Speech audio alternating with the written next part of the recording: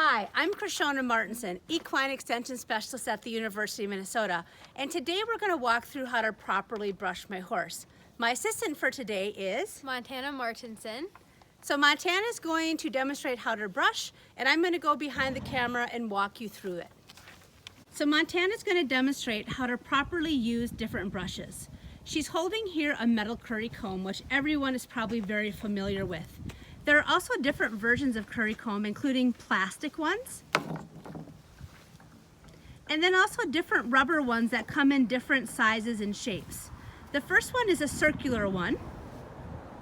The next one are some oblong ones that come in various sizes.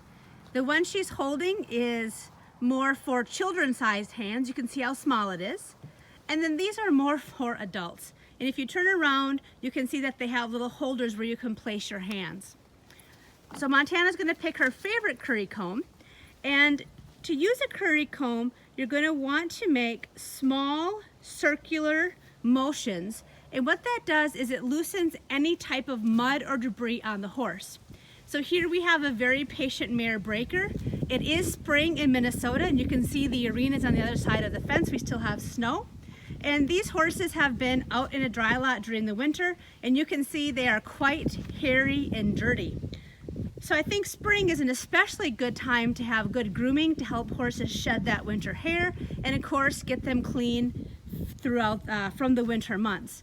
And you can see Montana is bringing up quite a bit of dirt and dust on Breaker.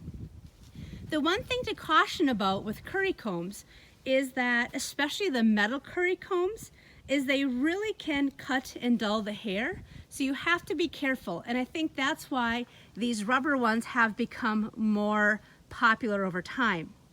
Montana, do you want to grab the hands-on grooming gloves? So then just stand and hold. So another take on the curry comb that has become popular over time are these different glove type grooming products. So they put on like a glove, but where your palm is, they actually have pretty similar to the teeth on those rubber curries. This is what a lot of people have preferred to use. Montana, do you want to demonstrate how to do it? Again, she's going to use those circular type motions. She can go all over the horse, and I think you can see that our horses tend to prefer this. It also is a great way to get off the hair and the dirt. So now we'll just let Montana do a pretty good groom on this side of the horse.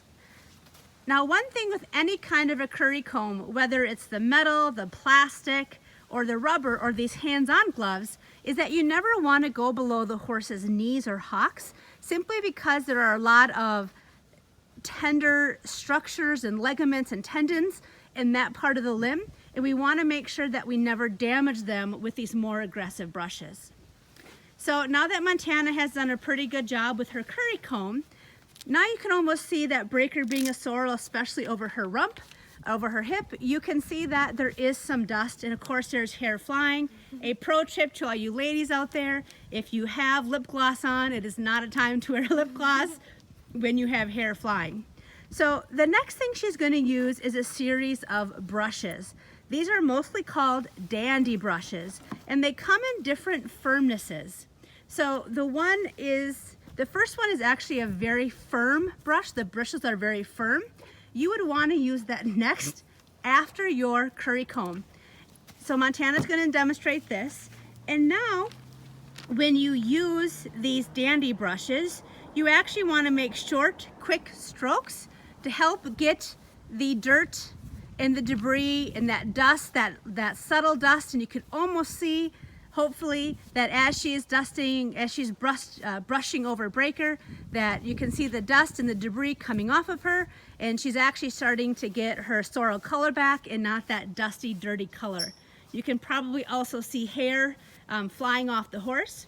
The nice thing about these dandy brushes is that it actually helps bring out some of the natural oils and some of the natural shine in the horse. Now, with dandy brushes, you can actually brush the entire horse, including their limbs. So after you feel like you've done a good brush with the stiffer brush, Montana, why don't you come and grab the softest brush? So this is definitely the softest brush, and again, this is kind of your final step in that grooming process for the horse. So again, we're using the same strokes, those short, quick strokes that kind of fling out the dust. And this can be done over the horse's entire body, including their limbs and even their face. And it's also really important to remember to groom their face as well. A lot of people think that grooming is important for, of course, saddling and riding, and especially if you're showing, but it's also a great time to have a connection with your horse. And here you see Montana is also using proper horse handling technique. She did keep her hand on the horse's hip when she went down to the limb, just so she doesn't startle the horse and the horse knows she's here. So grooming may seem like a simplistic thing, but it is a critically important part of horse ownership. It helps you build that connection with the horse. It also helps make your horse fit for riding, and of course makes them look fantastic for showing.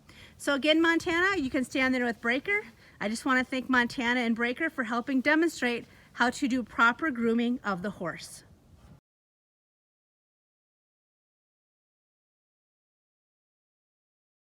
This is our demo horse Breaker, and this is my daughter Madeline. Hello. So bridle paths are usually trimmed either because the discipline you show in has some guidelines or recommendations, or simply to make it easier to put the halter and bridle on the horse. It is springtime in Minnesota, and our horses have not been in the show ring since last fall, so they have grown this nice mohawk where their bridle path is. Because the discipline we show in has no recommendations or guidelines, and some disciplines might not even trim a bridle path at all, but we do keep a bridle path clipped on our horses just to keep things simple, I guess. So here we have Breaker. The first thing we're going to do is she does have a nice long forelock, so we want to protect that. So Madeline's going to find her pole. And you can see we've also braided where her mane starts, just so we kind of know where to end. We're going to move the halter just back a little ways, and Madeline is going to start the clipper. Now Breaker has had this done many times. She is going to kind of familiarize Breaker with the clipper a little bit, and then she is going to simply clip off the bridle path.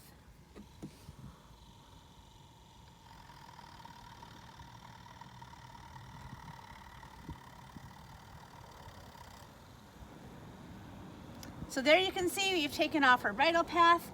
It is still a little cool here in Minnesota, so we won't do it really close until we start showing in a couple months.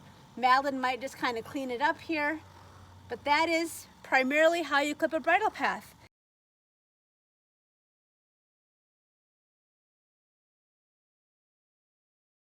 So Montana is holding up two common hoof picks. The only difference is one has a brush and one doesn't. The brush can be used to dislodge manure and debris from around the hoof and also inside. So when Montana approaches Daisy, here our demo horse, she is going to approach her from the shoulder. She's going to run her hand down the mare's leg. She's then going to ask Daisy for her foot, keeping her back to the horse. She is then going to use the hoof pick in a downward motion, paying close attention between and around the frog and between that frog and the bar. So again, we're paying close attention to the debris that is between the bar and the frog and that structure around the frog. As she moves to the horse's back leg, she keeps her hand on the horse, staying close to the horse. Again, her back is still to the mare. She's going to ask her to pick up her foot. Once Daisy decides to cooperate, she's then going to do the same thing, taking that hoof pick, making strokes down towards the ground, never ever towards the horse, because we would not want to lodge dirt and debris into that structure around the frog. So that is a quick demonstration how to properly and efficiently pick up and clean a horse's hoof.